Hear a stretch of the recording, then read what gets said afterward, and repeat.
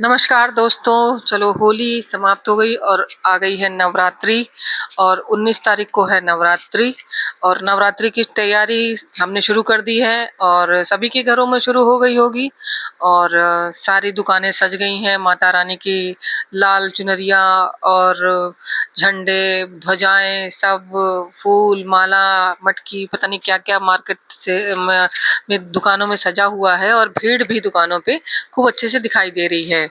तो हमने हमारा मतलब नियम है कि मैं माता रानी के जब भी नवरात्रे आते हैं, तो भोग प्रसाद मैं स्वयं घर पे बनाती हूँ।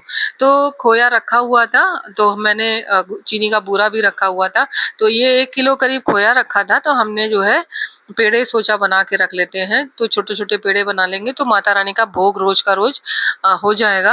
हालाँकि मैंने उनके लिए बताशे, मिश्री वगैरह सब कुछ लिया हुआ है, परंतु 2-3 बार भोग लगता है तो एक कभी मैं मेवे का भोग लगाती हूँ, कभी मिश्री का लगाती हूँ, कभी पेड़े का भोग लगाती हूँ, खोए की चीज़ का, कभी फल का, कभी मेवे, कभी कुछ।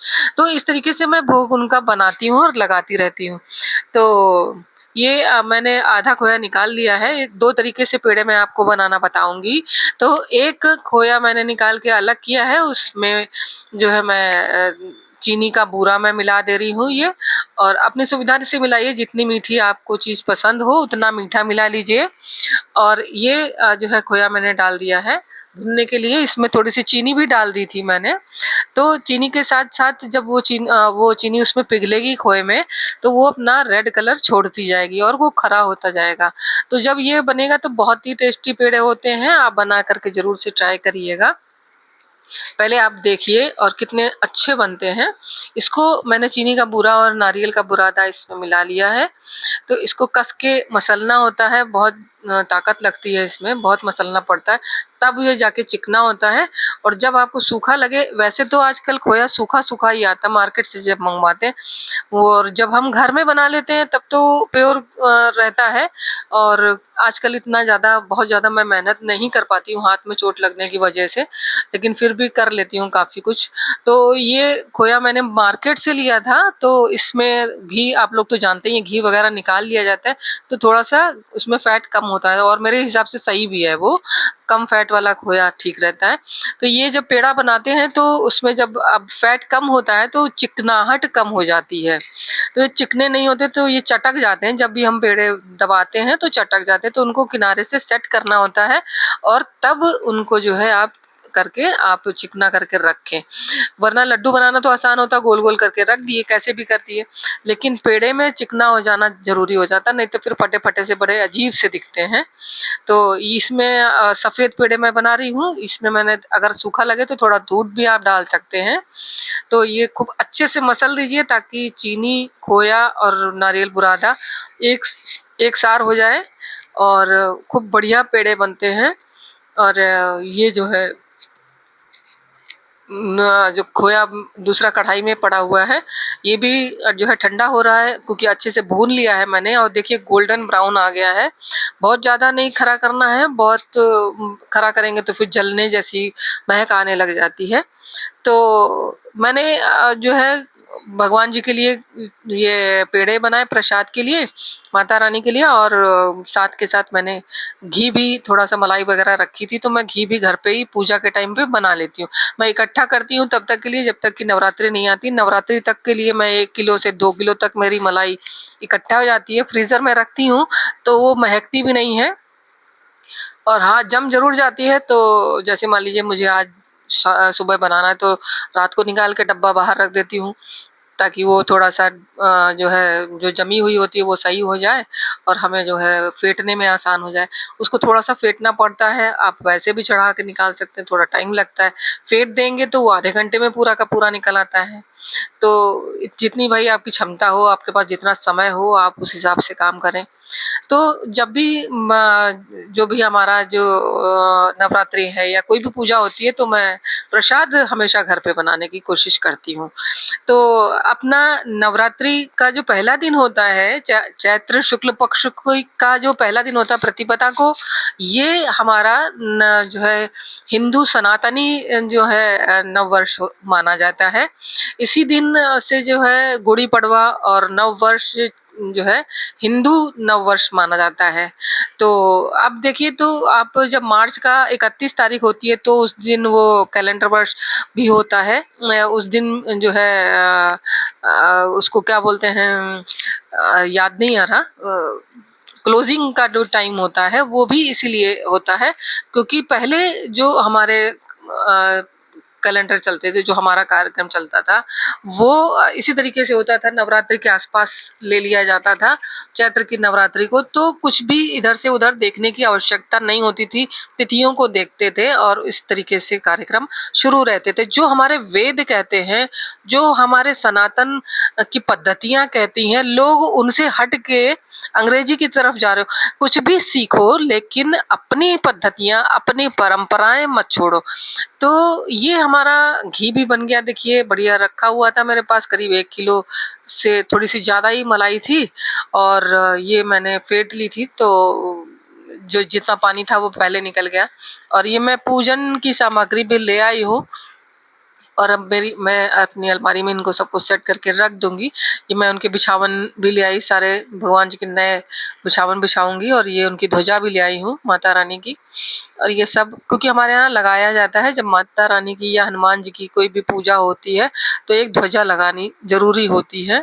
ये पूजा का सामान जौ जवारे उगाने के लिए लिया मैंने, मिश्री थी भोग वगैरह लगाने के लिए, कपूर वगैरह, तो सिंदूर, रोली और धूप, बताशे, सुपारी, इलायची, लौंग, कमलगट्टे, हल्दी की गांठ, धूप बत्तियां, हवन सामग्री और कलावा, मौली, धूप बत्तियां, मतलब ये सारी चीजें ये सबको पता होती हैं, लेकिन फिर भी ये सारी चीजें जो हैं जब आप दुकान पे जाते हो लेने के लिए, माली की दुकान पे या किसी पूजा की सामग्री पे लेने जाते हो, तो वहाँ पे वो सारी चीजें देता है। ये पंचमेवा, वो जो हवन आप करते हैं तो हवन में लगती है। वैसे तो मेवा हमारे पास रखी हुई होती है तो उसकी भोग वगैरह सब लगता हुआ, तो मैं पूरा मतलब 8-9 दिनों का सारा सामान ले आती हूँ एक साथ। कभी कुछ पड़ता है, जैसे अब हवन की लकड़ी की आवश्यकता होगी तो हमारे पास कई सारे तरह के पेड़ों की लकड़ियां भी मौजूद रहती, क्योंकि मेरे पास, मैंने आपको अपना गार्डन भी दिखाया हुआ है, उसमें कई सारे पेड़ लगे हुए हैं, तो मैं उन सब की लकड़ियों का भी यूज करती हूँ। जैसे शमी की लकड़ी हुई, तुलसी की हुई, क्योंकि हर बार तुलसी की लकड़ी इकट्ठा हो जाती है, शमी को भी काटते हैं तो उसकी भी लकड़ी इकट्ठा हो जाती है, अमरूद की भी हो जाती हैं। तो ये सब औषधीय काम करती हैं जो लकड़ियां हैं आपके पास, आपको लेने कहीं नहीं जाना है। ये जवारे उगाने के लिए मैंने बाउल ले लिया था मिट्टी का जो है, इसी में मैं बाद में फिर प्लांट लगाती हूँ, नहीं तो चिड़ियों के लिए पानी दाना रखती हूँ। और मैं ये सारा सामान अपनी जो हमारी अलमारी में शीशियाँ रखी हैं मैं उन्हीं में रख देती हूँ। मैं नवरात्रि के टाइम पे सारा सामान इकट्ठा ज़्यादा सा लाती हूँ ताकि वो पूरे साल ज़रूरत पड़ती है तो जो तुरंत तुरंत नहीं जाना पड़ता। तो अब कुछ मेहमान भी आने वाले थे, हमारी फ्रेंड्स वगैरह आने वाली थी, तो मैंने ये उनके लिए तैयारी शुरू की। जैसा कि मैंने आपको बताया कि मुझे खुद से बनाना ज़्यादा अच्छा लगता है, तो ये खोए का मिश्रण मैंने बनाया, दही की गुजिया बनानी, वो मंगोड़े बना लिए हैं और हरी धनिया की चटनी बना के तैयार कर ली है और ये दही की गुजिया बना रही हूँ मैं। तो दही की गुजिया बनाने के लिए बहुत सारे लोग जो है प्लेट पे बनाएंगे, पॉलीथीन पे रख के बनाते हैं, कपड़े से बनाते हैं, तो उससे खतरा ये रहता है कि मान लीजिए हाथ से आपके छूट गया, कपड़ा छूट गया या पॉलीथीन छूट गई तो आप इंजर्ड हो सकती हैं, जल सकती हैं। तो कोशिश ये करिए कि हाथ से बनाइए और उससे एक बार आपसे टेढ़ा मेढ़ा बनेगा तो कोई बात नहीं, आप टेढ़ा मेढ़ा भी बना लीजिए, लेकिन उससे आप सुरक्षित तो रहेंगी कम से कम। बाकी तो अपने अपने ऊपर डिपेंड करता है, आप अगर उससे बना पाए तो वैसे बनाएं, नहीं तो मेरे हिसाब से मैं अपने हाथ से बनाना उचित समझती हूँ और अच्छा बनता है। देखिए, आप भी देख रहे होंगे सामने से कि कितना बढ़िया बन रहा है, तो ये सारी चीजें अच्छे से बन जाती हैं। तो ये जो है मैंने इसके अंदर भरावन, वो जो खोया और चीनी का था ना थोड़ा सा, तो मैं थोड़ा थोड़ा उसमें डाल रही हूँ और बादाम को कट करके मैंने रख लिया था, तो जो मैं उसको ऊपर चिपकाती जा रही हूँ। ये उड़द की दाल में कटे हुए बादाम जब आप चिपकाते हैं तो बहुत अच्छे से चिपक जाते हैं और समूचा लगाएंगे तो छूट जाएगा क्योंकि उसका सरफेस चिपकता नहीं है, और वैसे तो जब कट करके आप लगाते हैं तो चिपक जाता है और बढ़िया चिपका रहता है, और पकने के बाद वो बड़ा कुरकुरा सा बड़ा अच्छा लगता है जब आप गुजिया सर्व करते हैं या खाते हैं सब मसाले दही वगैरह के साथ में, तो बड़ा अच्छा लगता है। तो मेरा मतलब कहने का है कि अगर आप लोग जो है ये सारी चीज़ें देखते हो, आपको पसंद आता है, तो कुछ तो आप कमेंट में लिखा करो कि आपको पसंद आ रहा है कि नहीं आ रहा है। तो आपको कौन-सी चीज़ अच्छी लग रही है मेरी। मैं 3 सालों से इस प्लेटफ़ॉर्म पे हूँ और 3 सालों में मुझे जो है आपका कोई भी प्यार नहीं मिला। आप लोग कमेंट तक नहीं करते हो। तो अगर आप कुछ कमेंट करोगे तो जो है, जैसे कि मैं राइटर हूँ तो मुझे पाठक जो होते हैं उनकी वो रहती है कि जब वे अपना कुछ भी व्यू देते हैं तो हमारे लिए वो बहुत कीमती हो जाता है। उसी तरीके से जो यूट्यूबर्स होते हैं उनके लिए दर्शक होते हैं, जो कलाकार होते हैं उनके लिए दर्शक होते हैं। जब दर्शक उनके जो काम को सराहते हैं तो जो है काम अच्छा जो होता है। तो आप लोग भी सराहना भले ना करें लेकिन कुछ ना कुछ तो लिखें, कमेंट में आएँ, कुछ तो लिखें, आएँ तो ज़रूर से कम आएँगे तो मुझे अच्छा लगेगा, व्यूज़ होंगे, मुझे पता चल जाता है कितने लोगों ने देखा, कौन लोग आए, कितने लोगों ने देखा। और अगर आप कमेंट भी करोगे तो बहुत अच्छा लगेगा कि आपको कितना अच्छा लगा, आपने क्या-क्या चीज़ उसमें देखी। और ऐसा नहीं है, मैं पूरे जो है एपिसोड में कुछ न कुछ नया बताने की कोशिश करती हूँ ताकि आपको नई-नई बातें आप तक जाएँ। मेरे हर एपिसोड को जब आप सुनोगे तो उसमें कुछ न कुछ एक स्टोरी ऐसी होती है जो कि कुछ न कुछ आपको नई चीज़ बता रही होती है। मैं बनाती हूँ कुछ भी, मान लीजिए मेरा जो जो हाउस होल्ड वर्क होते हैं मैं उन पर ही अपना चैनल बनाती हूँ, मतलब एपिसोड बनाती हूँ। जो मैं घर में कर रही होती हूँ, कहीं भी घूमने जा रही होती हूँ तो वो भी मैं आपके लिए कैप्चर करके लाती हूँ, रिकॉर्ड करके लाती हूँ, आपको शेयर करती हूँ। कोई भी कहीं मान लीजिए डीआईवाई बना रही होती हूँ तो वो भी मैं आपके साथ शेयर करती हूँ कि आपको अच्छा लगेगा और आप उसको जो है सराहना करेंगे, आप उस पर कमेंट लिखेंगे। तो ये सारी चीज़ें मैं आप लोगों के लिए करके लाती हूँ, देती हूँ। और जैसे जो है छोटे बच्चे होते हैं उनके लिए माँ कोशिश ये करती है कि कितना अच्छा उसको करें, या जिनसे हम प्रेम करते हैं, उनसे भी हमारा ये रहता है कि हम उनसे उम्मीद करते हैं कि हाँ, वो हमारे काम की तारीफ़ करें, हमारी सराहना करें। तो या कुछ तो कमेंट दें, भला अच्छा बना, खराब बना, कैसा बना, कुछ तो उसपे कमेंट लिखें। तो उसी तरीके से एक मैं भी आपसे उम्मीद करती हूँ कि आप आएँ चैनल पर और हमारे चैनल को देखें और लोगों के साथ शेयर करें। आपको अच्छा लगता है, कुछ भी अच्छा लगे तो आप ज़रूर से लोगों के साथ शेयर करिए, क्योंकि आपको मेरे हर एपिसोड में नई-नई बात मिलेगी। तो ये सारी चीज़ें मेरी देखिए दही की गुजिया बन गई हैं। मैंने वो पानी गुनगुना पानी लिया था, इनमें मैं ये भिगा दूँगी। गुजिया को आपको बहुत खरा नहीं करना है, आपको हल्का-सा ब्राउन कर लेना है और इस चीज़ पर ध्यान रखना है कि उसको आपको बहुत धीमी आँच पे सेंकना है, तेज़ बिल्कुल नहीं करना, वरना अंदर से दाल कच्ची रह जाएगी और दही की गुजिया का टेस्ट खराब हो जाएगा और जो कि बिल्कुल मुँह का स्वाद बिगाड़ देगा। इसको मैंने चीनी डाल दी थी, चीनी का शीरा बना के रखा हुआ, सिरप बना के रखा हुआ है कप में, तो मैंने 2-3 चम्मच उसमें डाल दिया और ये दही फेंट लिया है।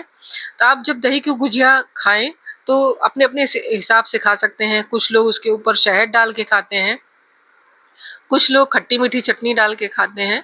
तो आप अपनी सुविधानुसार जैसा भी आप खाना चाहें उसको कर लें। मैंने दही में देखिए चीनी का सिरप बना रखा था वो इसमें डाल दिया है, थोड़ा-सा दही मीठा भी हो गया, हल्का-सा नमक डाल के रखा हुआ है तो नमकीन और मीठा हो गया है।